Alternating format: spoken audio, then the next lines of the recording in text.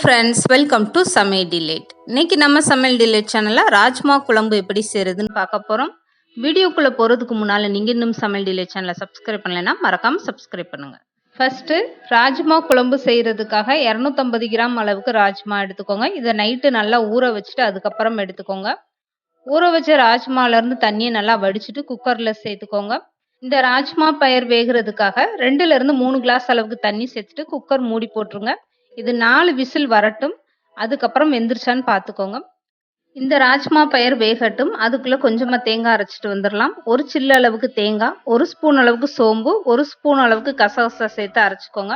இப்போ ராஜ்மா 4 விசில்லே நல்லா வெந்துருச்சு பாருங்க. அமுக்கும் போது இந்த அளவுக்கு நல்லா மாவா வரணும். இந்த அளவுக்கு பயிர் வெந்தாதான் சாப்பிடும்போது நல்ல டேஸ்டா இருக்கும். இந்த ராஜ்மா குழம்பு தாளிக்கிறதுக்காக ஒரு பாத்திரம் வச்சுட்டு அதுல 5 ஸ்பூன் அளவுக்கு எண்ணெய் சேர்த்துக்கோங்க. எண்ணெய் நல்லா சூடானதுக்கும் பட்டை வகைகள்லாம் சேர்த்துக்கோங்க.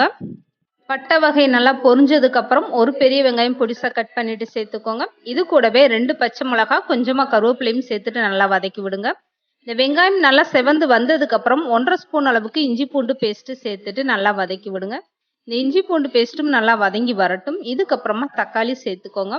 தக்காளி ரொம்பவும் பெருசா இருந்தா ஒரு தக்காளி போதும். சின்னதா இருந்தா 2 தக்காளி எடுத்துட்டு மிக்சியில 1ம் 2மா அடிச்சு எடுத்துக்கோங்க. தக்காளி நல்லா வதங்கி வந்ததுக்கு அப்புறம் 1.5 ஸ்பூன் அளவுக்கு தனி மிளகாய் தூள் சேர்த்துக்கோங்க. உங்க காரத்துக்கு ஏத்த மாதிரி நீங்க மிளகாய் தூள் சேர்த்துக்கோங்க. 1.5 ஸ்பூன் அளவுக்கு மல்லித்தூளும் சேர்த்துட்டு நல்லா வதக்கி விடுங்க. இந்த ராஜ்மா பயிர்லயே உங்களுக்கு வெள்ளை கலரும் கிடைக்கும், சிவப்பு கலரும் கிடைக்கும். எல்லா டிபார்ட்மெண்ட் ஸ்டோர்லயும் ரொம்பவே ஈஸியா கிடைக்கக்கூடியதுதான்.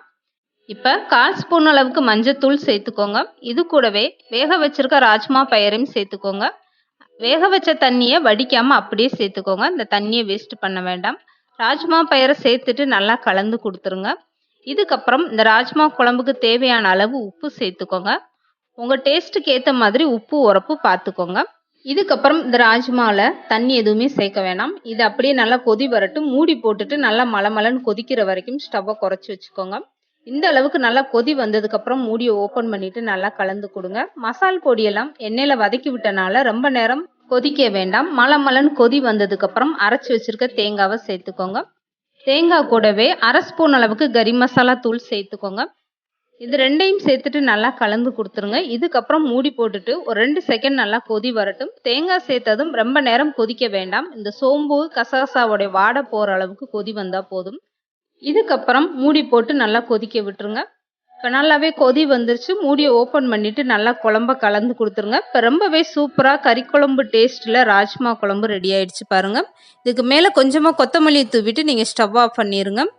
இந்த ராஜ்மா பயிரை நீங்கள் ஒரு நாள் நைட்டு ஃபுல்லாக ஊற வச்சுட்டு வேக வச்சிங்கன்னா ரொம்பவே ஈஸியாக வெந்துடும். இப்போ ரொம்பவே சூப்பராக ராஜ்மா குழம்பு ரெடி ஆயிடுச்சு. இந்த ராஜ்மா குழம்பு இட்லி, தோசை, சப்பாத்தி, ஒயிட் ரைஸ்ன்னு எல்லாத்துக்குமே ஏற்றது தான். கண்டிப்பாக நீங்களும் உங்கள் வீட்டில் ட்ரை பண்ணி பாருங்கள். இந்த வீடியோ பிடிச்சிருந்தா லைக் பண்ணுங்கள், ஷேர் பண்ணுங்கள். மறக்காமல் Samayaldelight சேனலை சப்ஸ்கிரைப் பண்ணுங்கள்.